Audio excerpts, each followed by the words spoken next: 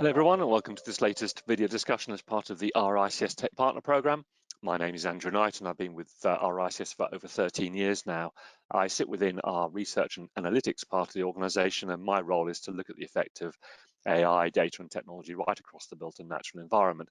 And with over 110,000 qualified members working worldwide right across that property life cycle, from land use, planning and development, construction, brokerage, valuation, building management, property management, building surveying. It's a huge broad canvas upon which AI, data and tech is having a very profound effect. And indeed, our members work across all the various asset types as well, whether that's land itself, residential, commercial, alternative assets and infrastructure. And today, I'm really pleased to have Annie and Katie join me from REsustain. So welcome to the conversation. Thank you. And perhaps if I could start first with you, Katie, in terms of kind of a bit of kind of backstory. It'd be great to get a bit of a backstory in from your career in the sector. Yeah, absolutely. So Katie Whipp, really great to be here. In terms of my backstory in a really quick way, I've been in real estate for coming up to 17 years in one way or another, but jumped into the world of essentially commercial real estate technology and sustainability coming up to 5 years ago in the startup scale-up environment, which I have absolutely loved. So for me, it plays into probably my geek passion, which is about sustainability and technology, and looking to really transform how real estate moves when it comes to adopting the transition towards net zero. Thanks, Katie. And yourself, Annie?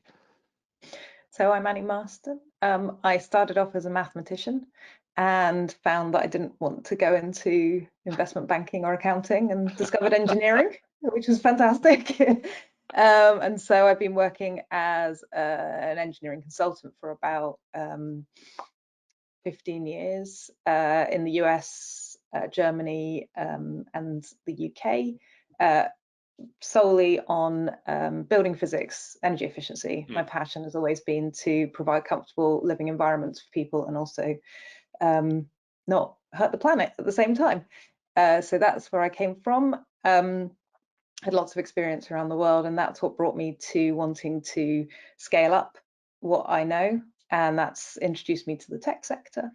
I did a project in the US with Professor Avadeza Kaur, who invented Google Street View, and that really sort of made me realize how engineering and tech could really go together. So that was amazing. Very lucky to have done that. And when I came back to the UK, I thought, how can we scale up this idea? And so that's 2-3 years ago, I think it was, I co-founded REsustain, and that's all about optimizing the controls in buildings so that we can reduce the energy use of those buildings by about 30 to 40%, paving the way for a fantastic new future, hopefully. Good stuff. Going to you perhaps first, Katie. I mean, you know, the overall kind of theme of this conversation is around kind of energy efficiency in commercial real estate, but also to some extent maybe whether there's any danger that there's an element of fatigue in the market in terms of how far we really have come, because it's clearly a very, very hot topic in terms of how widely it's debated. But really, have we actually cracked it, or are there still some innovative solutions that we haven't really employed in what is obviously a hugely important area in terms of that operational energy side for commercial real estate? Yeah, I absolutely love this question. I think the reality is that I would say real estate's in a comfortable paradox. So just bear with me on that in terms of the question. So I think we definitely hear that people are fatigued about talking, to energy efficiency. Oh yes, we've got that covered. I think the reality is we're still incredibly far behind in terms of transitioning buildings to be energy efficient, and the stats out there really support that. So if we look on the global platform, 80% of global real estate is still energy efficient as it stands today. If we focus that a little further onto the EU, 75% of commercial building stock is currently energy inefficient, and that's also with the drive of the EU to have sort of higher performing standards as well in terms of the EU Green Deal, but also the Energy Performance of Buildings Directive as well. And they've also got the incredibly ambitious goal of retrofitting 35 million buildings by 2030 to be energy efficient. So I think when you look at it, we've got fatigue on one side, and yeah, we've got that covered, and there's lots of solutions out there.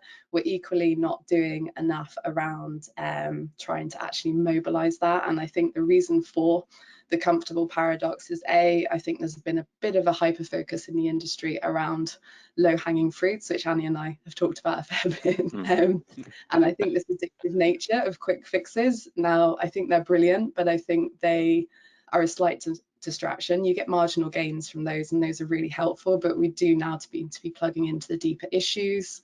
I think we've got this sort of perception versus reality. When we talk about energy efficiency, quite often the really shiny, exciting buildings are in the spotlight, not the 80% that we talked about that are currently energy inefficient. And we've still got this challenge around adopting technology. And I know RICS is super supportive of getting tech on board, but I think, you know, to your point of available innovative solutions, they're definitely out there, but I think at the minute we're still not adopting them, engaging them, and supporting their onboarding to tackle this sort of challenge. So I think in terms of where we sit, we need to push beyond what's convenient, and convenient has been really good, but we need to go further and actually tackle what's essential for delivering on the long-term sustainability play. And I think we've got all the technology we need to do that. We just need to adopt and integrate into our practices so that we start hitting that 80% number at a much faster pace than we have done.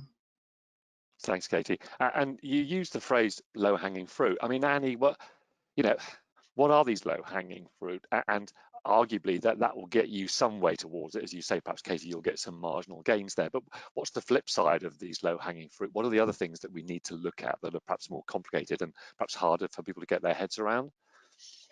Yeah, so I think there's no such thing as low-hanging fruit. I think low-hanging fruit is just solutions that have been made simplified so people understand them. So if we take LED lighting, for instance, that's seen as a low-hanging fruit. Just go and replace all your lighting for LED lighting.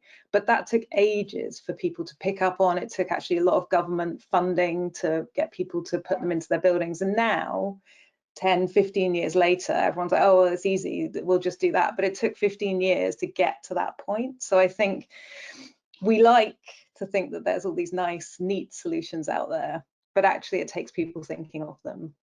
And then to adopt them is much harder. So I think rather than low-hanging fruit, I think we should call it high impact. So what is there that's high impact out there? And for me, that is the controls of a building. So we spend maybe 5 years building a building, designing from conceptual design up to operation, with hundreds of experts that are specific in their field. And then we hand it over often to a facility manager that's there once a week. And they're expected to run this building in a way that all these experts have put together, which I think is just that kind of change. You're not going to get the building running as it should. It's going to slip out. So I think in terms of sort of low-hanging fruit or high impact, it is understanding how your building runs, understanding that it's going to be around for 100 years and it's not going to run in the same way, and helping out that poor facility manager that's literally just trying to keep the boiler going to keep everyone warm. So I think, yeah, there's a whole sort of world around that, but essentially I think low-hanging fruit is just solutions that people have thought of and simplified for the market to pick up. So there's more out there. Indeed. Now, Katie, I mean, you mentioned the sort of facility manager there, and to a question to you, Katie, is that I often talk about the complex nature of commercial real estate, not so much from the physics or the buildings, but the fact we have asset owners, property managers, facility managers, occupiers, the tech sector. Who should take the lead here? Because unfortunately there are differing benefits, if I can use that phrase, to those different stakeholders, different issues they have, different cost implications. How do we navigate this multi-participant world? And is it a case of really moving forward at the same point, or who should be taking the lead? Because it is difficult, as we know. Yeah, it's incredibly difficult. And, I think when we look at it, and it isn't a cop-out, to deliver and sustain energy efficient buildings as a team effort, and I think we know that, but equally recognizing that the collaboration to achieve that is hugely complex, because the buildings that we're also working with are unique and complex. So I promise I'm not avoiding the answer. So I think when we look at sort of who should take the lead, I think, you know, and from our perspective, it's very much building owners taking the lead. And I think that's really because they're sort of at the forefront in terms of A, capital investments, but B, they are the ones who obviously benefit long term in terms of increase of property value. So I think we have to be very real about them taking the lead, but they're almost promoting themselves as facilitators in a collaborative ecosystem that sort of transitions this building. So, you know, from my position, if you want to initiate energy efficiency, they're in the best place to do that, because the reality is that A, they have the authority to approve retrofits, B, they can accelerate the funding into those projects, but also they have the responsibility to meet the evolving regulations. So I think as we stand today, they're at the forefront, but they also can't do it in isolation. So it's not to sort of diminish anyone else's role within the building. You have to look at it across the life cycle, but they can be a very strong catalyst. You know, from a property manager, facilities manager perspective, as you've just spoken about, incredible role, so many things to do, but actually, if the investments that are being supported are to work as they were intended, to be successful, new systems to be integrated, these individuals need to be on board, fully sort of supportive of it and using them in the way that was intended. But equally, also when you look at the occupier side, and the occupiers can often get overlooked, they actually play a crucial role in controlling sort of the consumption within the buildings, that demand and behaviour piece, which is really important. So there's an education piece there, and there's their role in that journey.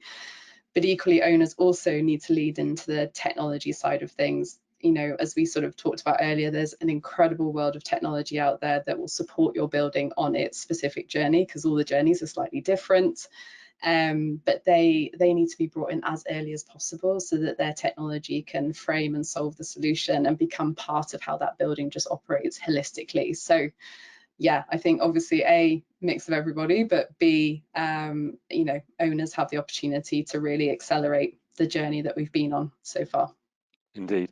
And Annie, obviously there are a number of, you know, participants in the market now who are being, you know, in a good way, very ambitious to get towards, you know, true net zero buildings, whether that's new developments or retrofitting. I mean, is there a danger that they're going to try and do that without thinking about the energy efficiency piece, that they're going to think, well, actually we can simply design and retrofit a building and not worry about the energy efficiency type, because we'll make the fabric so good, we'll think about the embodied carbon, and therefore we'll end up with net zero, and we don't need to worry about that kind of ongoing energy efficiency? Do you think there's a danger there of that thinking?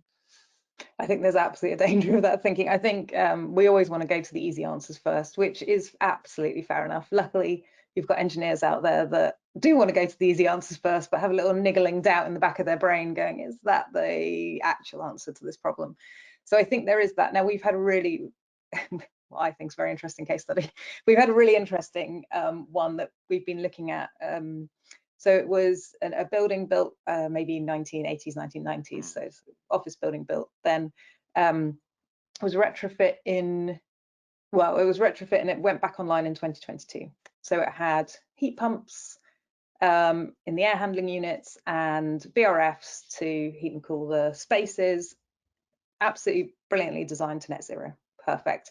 And I think that when we went in, we were told there's absolutely no way you can find savings here. This is a new building. It's brilliant. We've done everything we should have done, and they absolutely had. But what we found is that within the first 6 months, it slipped out of control. And when it slipped out of control, it slipped out of net zero. So it was really interesting to see how quickly that happened. I was sort of thinking maybe it was a year, but this one 6 months, and I think we see that generally. It's quite quick, because as seasons change, tenants maybe complain, I'm a bit cold. So there's lots of quick fixes for that, but they're not necessarily the fix that is actually going to help with the efficiency. So really interesting one. We actually ended up finding or forecasting about, we thought we could save about 60% of the energy in that building, which is a significant amount for a net zero. But to be fair, it is net zero, so there was the option to get down to that state. And over the year of optimizing it, we've saved about 40% so far, which is lovely. But we've also found sort of little commissioning niggles that didn't happen, and all those kind of things that have also stopped it from achieving its potential. So I think you can absolutely leapfrog and just rip everything out and start again. But first of all, you probably don't need to. There's probably lots of things you can do prior to that, which means a lot of cheaper, very much cheaper capex into the building to get to net zero. But also, as I say, the buildings last for about 100 years, or they should do, right? We should be building buildings that last for 100 years. And in the UK, we've got many that prove that you can build a building that sits there for 500 years. But we should be thinking of that long term. And what you did 30 years ago when you set that building off on its little journey is certainly not going to be the same now. And what we found out is even up to 3, 6 months, 1 year, someone has to be looking at it, controlling it correctly, and just making sure it performs as it should. And I think we're coming to that conclusion now.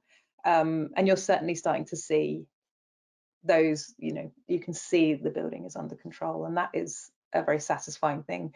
The main issue is, how do you do that at scale? Obviously, one person can do one building, sit there, fine.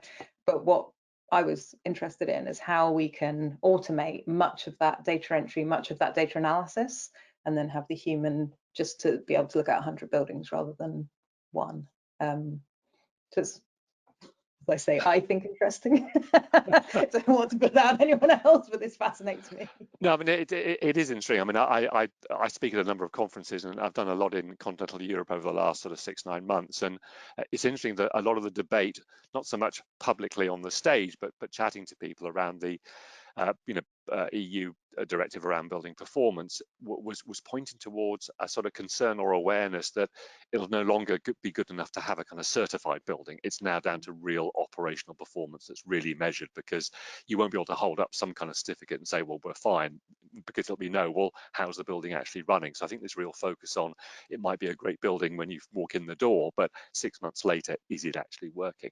And I guess another challenging kind of question for both of you, perhaps stay with you, Annie, first, is really what the reality of the market behaviors are like, because clearly commercial real estate has to earn an income. It needs to grow value, it needs to retain value. Are people retrofitting for cost reasons, for value reasons, for, dare I say, reputational reasons? Well, what are the motives you see, and what's the reality? Are people being forced into this because they want to produce good quality assets that will achieve good rental values and maintain their value?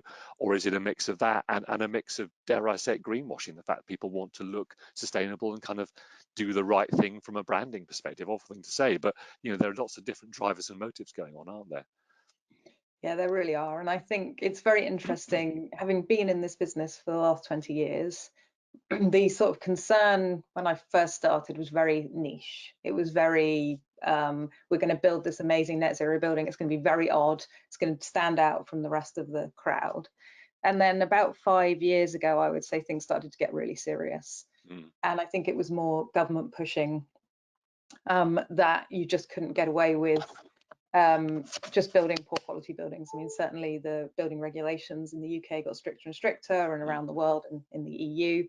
And so I think that the main thing I'm seeing now is that there is an actual real risk of stranding of the assets, which there never used to really be. And that pressure is really pushing everyone to be innovative, to think about their existing building stock, to try and work out how to make it better. So I think there's been plenty of greenwashing in the past. I think actually that's really starting to be shut down now, with more proof. As you say, people want to see how their building's actually operating. And I think that can start with, data for the building, how, seeing how it's working, quite simple information. What I found very interesting is that we always ask for utility bills from our clients, and it's surprising how many times you have to ask just for a year's. They'll have 6 and there'll be one missing, and I sort of think to myself, have you not just got a spreadsheet or a place? Because this is quite important information, isn't it? It's like, this is key to how your building's operating, but because there was no drive in the past, there's really not been much drive to keep track of it. It's a minor expense in terms of a whole building. It's not, rents are much more important and things like that. So it's been very interesting. And I think also the push of energy bills I mean, it's now in the back of my 2 years ago. Anyway, whenever the energy crisis happened, that really started shocking people into thinking, actually, we need to be resilient against this. What if this happens again? You know, we need to make sure our building isn't spending $500,000 on energy, because it was last year it was spending 100,000. These are huge jumps. So there's a bit of that as well. But I would say in the short term, and Katie's much better answering than this, I think the greenwashing is coming to an end. I mean, what are your thoughts, Katie? And I'm specifically interested to hear what you think around the kind of cost issue, because obviously there are some structural issues that an asset owner might have in terms of waiting for voids and just the kind of practicalities of when to kind of retrofit or install kit. But, you know, is cost still perceived as a real barrier? And what's your view on this general question? Yeah, I think, you know, building what Annie said, I think it's really interesting if I just go all the way back to when I started my career, I remember all of this was an added value service. So it's really interesting for me, having put that in the back end of an RFI document, being like, we can also do this, right? So it's completely reframed. And to Annie's point, I think the crisis, the proximity of stranding, the cost of energy, as is always the way, focuses everybody very much into innovation. And that innovation has been driven to a point by fear of cost and being out of control of cost. So I think that's sort of where we are. I think what I have seen is probably a bit of a shift, I think, historically, in terms of that balance, to your point, between genuine environmental concern and reputational risk. I think that's always been seen as something people are balancing relative to, is it external PR, is it our ESG report, is it the operational element of the building? So there's been lots in that play, but I think what I have seen is definitely a shift towards stakeholders really pushing the envelope of their buildings and thinking more about how they can legitimately reduce energy consumption, enhance building efficiency. Arguably, we haven't done enough of it yet, but I've definitely seen that coming forward a lot more. And I think, to your point, Andrew, people are looking for actual building data now. When we talk to asset managers, EPCs, the performance directives are great, but actually they know that from an auditing perspective, they're going to be asked for the actual data. I think it's actually great to see that data, because also, as Annie and I are both quite passionate about the fact of, you can't transition a building purely on benchmarks. You've got to understand your actual building data and build from there. So I think that's a really positive shift, and that also moves us away from the greenwashing. And I think we've seen really brave parties actually come to the market in the last 12 months and actually be like, do you know what, we got our targets wrong. This is our starting point, and this is the journey that we're now on, and we've rebaselined. And I think that's a really brave thing to do, and that's also encouraging others to follow suit. I think, to your point on cost is always seen as a barrier, I think, in real estate, and it's interesting, I'm sure, for a whole session on what real estate will pay for versus what it won't. And I think when we look at the cost in terms of innovation, transition to net zero, as property technologies, and, you know, even before REsustain, you know, you'd always be hit by the cost barrier. But I think it's sort of the umbrella to some bigger ticket issues that are driving that. The first is really around the lack of standardized, accurate data on building performance and carbon footprint. So it actually makes it challenging to measure progress and quantify true ROI effectively. And that's in itself really sort of stalling the opening up of capital into the building, investing, making it better for the future, and that ability to see performance. But equally, the reluctance of quick ROI is what the industry is used to, where this is a long-term play and it's obvious that it will pay back, but people can't get their hands around it. I think the other element is regulatory uncertainty around net zero standards. It feels like we're in a bit of a flux at the minute. It's a bit confusing. That obviously drives hesitation, and people aren't quite sure, to your point, around, right, where do I put my investment? Where do I focus my action? What is my timing around that? How do I minimize void periods in buildings for bigger retrofit items? How do I also make sure that I don't have to redo an intervention in 10 years' time because I haven't sequenced it correctly? So I think there's a lot of things there that people are trying to get their heads around. And also the other element is tenant behavior. I think you can, to Annie's point, and this isn't quite why the example she talked about wasn't quite operating as it should, but you can design a perfectly retrofitted net zero standard building, but if it isn't aligned to those who occupy and use the space, it's never going to achieve the sustainability goals it was intended to. So I think, to wrap that up, I think in my mind, you know, upfront cost, short-term ROI concerns are really daunting for the industry, but I think the long-term savings in terms of operational costs, enhanced asset value, reduced regulatory risk really build a much stronger business case now than it has done before about, you know, net zero investments paying back. But obviously we're just sort of, I think, going up that curve and seeing and recognizing that value and being a bit bolder in terms of taking the action. But we've got a way to go. Indeed. And Andy, coming back to you, I almost like to probe a bit on what Katie mentioned there about kind of short-termism. I mean, do you see a real danger that people are thinking still far too short-term in terms of the incentives they see, what they're prepared to actually invest, and therefore they're kind of, to use the old phrase, applying sticking plasters rather than taking a longer-term view for an asset? And I guess it's difficult for, if you're an asset manager and you're looking at an asset and you think, well, our holding period's nearly done, we're going to be disposing of this in a couple of years, why invest for the long term? So I suppose there are challenges around holding periods and people's portfolio planning, but there is this danger, I guess, of just thinking about, well, we'll save a little bit of money in the short term, but really that's not doing the best for the asset. Yeah, I think there's definitely a danger there. I think we're not good at long-term thinking. It's very difficult, as we've seen. It isn't fun because you know that there's danger in the future, and if you can mitigate that just a little bit now, then that can be pushed either to someone else or down the road a bit. So I think there is that, and I think that part of that is due to the fact that we really don't understand our buildings very well. So I think it's a sort of lack of knowledge, that sort of terror of the long term or the ease of the short term fix. So I mean, at the moment, the classic is everyone's converting to all electric buildings. Put heat pumps in, put heat pumps in, put heat pumps in. But there's a huge amount of long-term risks to that. There's, you know, grid capacity. There's potential expense to the client that is having those. It's possible that the retrofit won't work very well, so you have to then replace all your heating. You know, there's so many things alongside that. So those short-term solutions aren't necessarily the right ones for the long term. And so for me, it's really important that you do the sort of three things. And again, seems quite boring, but just so useful.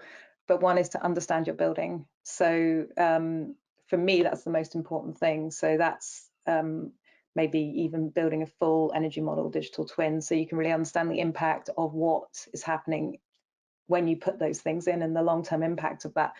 But it's not very exciting to people to say, well, you can say you've got digital twin, which I'm hoping is a bit more exciting, but it, you know, that first initial discovery period isn't particularly exciting to people. You can't go and say, oh, we've made all these changes, but that's the first and fundamental thing that you need to do, because then you can understand your building moving forward and all the kind of issues that might occur with it. So I think it's that, it's the mantra that we all learned as children. I think when this was first all coming up, it's reduce, reuse, recycle. And that's what we need to do with our buildings as well, especially with embodied carbon becoming such a big issue. We can't knock these buildings down and start again. And we shouldn't really be pushing loads of refrigerant into these buildings if it's not necessary. You know, there's a lot of other potential complex issues. So understand, that's the first thing, understand and pinpoint where you can make changes.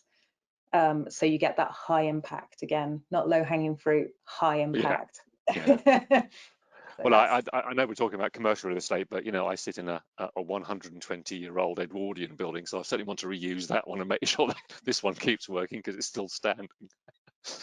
Katie, I mean, in terms of getting into the tech, when I kind of try and walk in the shoes of almost the kind of end users of data and tech in the property sector, I'm always kind of slightly concerned that from their perspective, they see thousands of prop tech firms, lots of tech solutions out there, and obviously they want to try and build a simple tech stack, both from a technical and a procurement perspective. I mean, in terms of technology that's out there, what technologies that are coming out now are genuinely going to help us to get towards net zero, and how should they be put together in a way that actually really is usable? Because as I say, I always feel from an end user perspective, it's very daunting and off-putting that they're going to, as one guy said to me, I'll have to open yet another tab on my browser to manage my building when I've got yet another solution in to fix one bit of it. Yeah, probably going to be slightly controversial and answer this a little bit in reverse and drawing on what some of Annie said. So I think you know, I think the path to getting to net zero or transitioning buildings is fairly clear in terms of you need a smart strategy, you need an integrated technology stack, and you need to adopt this mindset of continuous improvement. And I think when we look at the actions typically to get us on that journey, they situate around optimizing energy efficiency, looking at electrification of operations, and also trying to incorporate a higher proportion of renewable energies, whether that be on-site or otherwise. So I think when we have those two contexts in mind, it's really helpful, because what I'm going to say is actually need to start with the building, not with the technology. So I think the challenge I see is that actually, you know, and having put my trust tech hat on for a second, is when people come and they're like, right, we need to go on the journey to net zero, people want to implement loads of new technologies. That's kind of where everyone is. Technology will solve this for me. I just need to plug in 20 solutions into my building and I'll be okay. To your point, you have 20 tabs to open and that just doesn't work. So I think for me, it's really important that actually, you know, and to Annie's point, you go in and you actually understand what's going on in your building as it stands today. What technology do you already have in place? And actually you can achieve that understanding through conducting a net zero audit, or to Annie's point, on the digital twin. And then you can evaluate the digital maturity of the building, but also look at where you can optimize existing systems. So don't start by thinking you need to flood your building with a load of capex. 99.9% of the time, you can achieve huge emissions reductions by just focusing with what you've got. But I think by looking at what you've got, you can then go, right, what technology is not serving me anymore? Decommission that technology. And what expenditures don't align with my journey to net zero? And I think to our capital point earlier, you're then also freeing up some capital, as well as optimizing what you've got, to then reinvest in the continuation of your tech stack to support your ambitions relative to void periods in the building, you know, your budget. That's really important in terms of what else you can do. And I think that's how you need to look at your technology journey. I think in terms of technology that I'm really excited about, you know, the digital twin and the power of that now is really impressive. I think, again, when I was earlier into my career, digital twins were just a marketing tool, and huge money, ironically, was invested into them, and they were there to show off new commercial buildings, big residential blocks. But actually now they provide us with a very awesome living digital replica of what's actually happening in your building, real-time insights on performance. You can optimize your operations and trial it before you actually do it. You can reduce resource waste. You can make better decisions throughout the life cycle of the building. And you can also enable things like proactive maintenance. So you can actually reduce failures before they occur and actually start to think about your building in a more dynamic way. And I think the element that I think is really exciting is actually using those twin technology to support around simulating the capex intervention piece. Earlier we talked about the fact that it's hard to release capital, but if you can simulate the investment of that capital onto your actual building data, I think that would be a massive accelerator in terms of that change and that action piece happening. And equally, it also helps bring down the marginal cost piece as well, in terms of being able to offer a solution ahead of time and allow you to plan and sort of enhance sustainability at the same time. So I think for me, that's really exciting. I think the element that we're just scraping the surface on in and around that is actually looking at building materials and how we, to Annie's point, recycle, repurpose from other sites. I think that's exciting.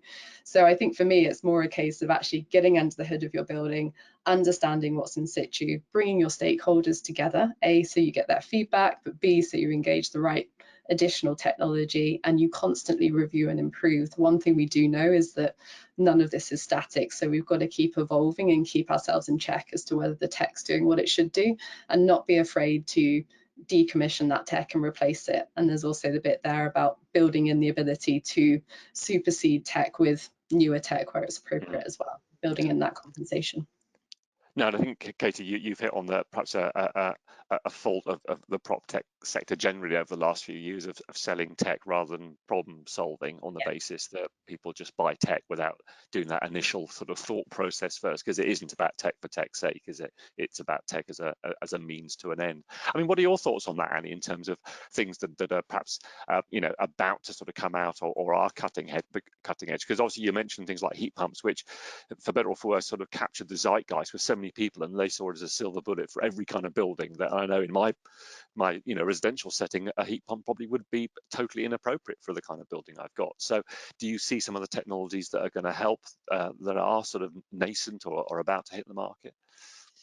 Yeah, I think, I mean, luckily for us, engineers don't like problems not being solved. So if you throw a problem at an engineer, they sort of have to solve it whether they want to or not. So there's so much going on in that field. I think it's the coming together of tech and engineering that we have the most kind of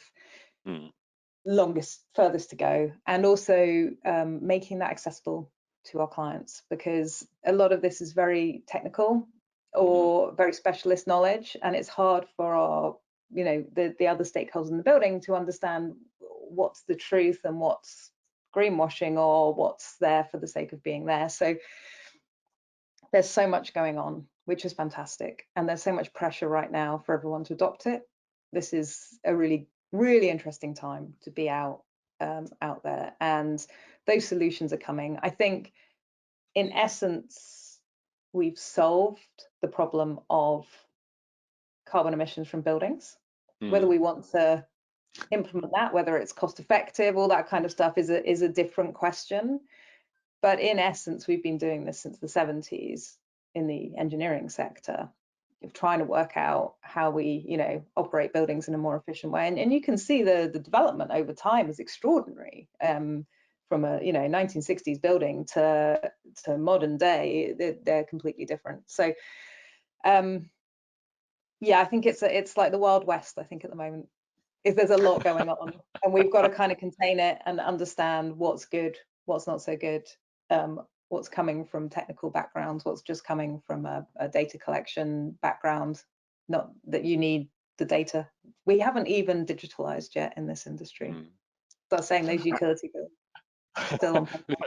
staying with you, Annie, and I guess this next topic we could do a whole separate call on. But when it comes to data, I guess one of the challenges is sometimes we don't have the data, and other times we have data but it's wrong. I mean, how do you see us moving forward on this? Because it is such a challenging piece. I mean, to the extent that you have some, dare I say, asset managers who don't even know how big their buildings are, let alone the energy consumption, or problems with not getting data from occupiers to really understand the energy usage. I mean, where do we start when so many assets have such a challenging kind of data issue? Yeah, so I am for transparency of data. So yes, there's bad data, no data, all that kind of stuff. But I think if you collect it, then make it transparent back to the client. So for instance, floor areas is a classic one. People were shocked when I said, you know, most people don't actually know how big their buildings are. They know what the tenant area is, because that's the important area. But so once we've collected it, then we make it, you know, we make it available. This is the, you know, the gross floor area, this is the net lettable, and so on. So from my opinion, it's once you start collecting data, the collection of data isn't as important to me as the analysis of it. But if we collect it, we want to clean it and make it accessible in a digital version, or again, because there's no point in going back to paper. Let's not go back to paper if it's there. Make it obvious, make it standardized, and make it available. And then that kind of helps ease that bad data, that no data situation. We can't do everything at once. So if we all do our small bits, and then we make that accessible, assuming that the client allows their data to be made accessible, but open it up to other tech providers. Let's work together, as opposed to us all trying to just do everything, because that means that the small amounts of data we all have will be clean and good, and then that makes a much bigger picture. So I'm very much for transparency, for once the data's there, making sure that it's as clean as it can be, as accurate as it can be, and is shareable to anyone else that wants to use it, so we don't all have to collect utility data and plug it in and, you know, fend it off. Indeed. I mean, Katie, one thing I always think about the sector particularly is that it doesn't necessarily reach out to the people that can actually help it overcome some of these challenges, whether they're engineers or prop tech or you know, other participants. You know, why is that? Why is the sector perhaps sort of sometimes reticent to actually really grab this problem by the scruff of the neck and reach out to people and think, okay, how can we solve this? Yeah, it's a really good question. I think it's been long-standing. I just don't think the sector's naturally very good at asking for help. I think for some reason it's seen as a sign of weakness or opening up vulnerability around a knowledge gap. But I think the reality is, as we've seen, it really stalls a collaboration, which is really important, because I think we're all pointing towards the same end goal, we're all dealing with the same crisis, and it also stifles the adoption of innovation and adopting innovation properly. As we've seen, you know, technology comes on board and it isn't engaged with properly, and then everyone's really frustrated. So I think where we are is that's sort of the general position. I would say if we look at where the market is today, I would say at the minute it feels a little bit amplified in the sense that capital is certainly flowing more cautiously into the market at the minute. I think everyone's felt that. I do feel there's an optimism as we go into next year. But I still feel that the capital is more cautious, people are more thoughtful about it than they've been previously, and also it's more limited. And I think what we've seen is firms, asset managers are sort of feeling the need to maximize their own performance, which leads to more of a mindset around holding information and strategies perhaps really close to their chest, because it could be seen as a perceived advantage for attracting this funding or the deals. So I think that's something that I'm seeing a little bit more at the minute, and those in the market also support that, who are on the asset management side as well. But I think conversely, what we are seeing is actually more examples of collective success. I think PropTech Connect that we were at recently, I think you saw great examples and narratives around collaborations, case studies, partnerships is coming up a lot more than I've heard before, joint ventures. And I think people are working together and realizing that actually better outcomes come from collaboration. It seems very obvious, but I don't think anyone done it before. And I think because there wasn't a blueprint, everyone's sort of been finding their ways, but now they're more comfortable on that journey. Adapting to market changes, to my point, is constantly evolving. It's going to evolve even faster. But I think people are realizing now that if you want to get ahead of the industry changes and the shifts, you've got to be in a position of embracing diverse perspectives are going to solve those. I think a lot of the time we talk about the fact that the people solving the issues need to be the people who are the recipient of the outcomes, and we sometimes forget that. So I think that diversity of thinking is really important, and it also opens us up to a different way of thinking. But the biggest thing we can do actually is just normalize asking for help, and I think it just needs to be standard practice. There's nothing more obvious than that, really. And I think if we get our heads around that, the industry would actually be a lot stronger, it would move a lot faster, collaboration would just be second nature. So, you know, a lot of people ask us, you know, sort of, you know, how is the industry going to be successful? And actually, you know, asking for help is probably going to redefine what it means to be successful in the sector, particularly with the challenges that are against. So I'm not sure that's the sort of black and white answer, but it is, there is a little bit of just coming to the table, accepting that none of us have done this before. It isn't the blueprint of the last 100 years.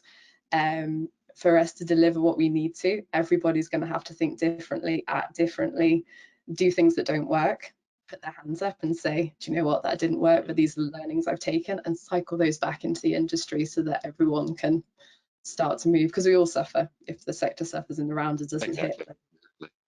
So perhaps a final question to you, Annie, if I may. And I'm always very mindful, and I talk about this quite a lot, that one can get perhaps a distorted view of lots of new builds or retrofits in shiny business districts, but there's a huge long tail of commercial real estate assets, both in the UK and around the world, which are a long way from being smart and a long way from being energy efficient. I mean, if you were talking to an asset manager who had perhaps a modest portfolio of these, you know, lower end, if I can use that phrase, buildings, where do they start with energy efficiency? They're starting from kind of year zero. And I think, to take your point, Katie, they need to ask for help. But where do they start when it probably feels very daunting with perhaps a portfolio like that that's a bit tired, if I can use that phrase? They want to maximize value cost effectively, but they've got to start somewhere, haven't they? Yeah, they do. And these are the buildings I love.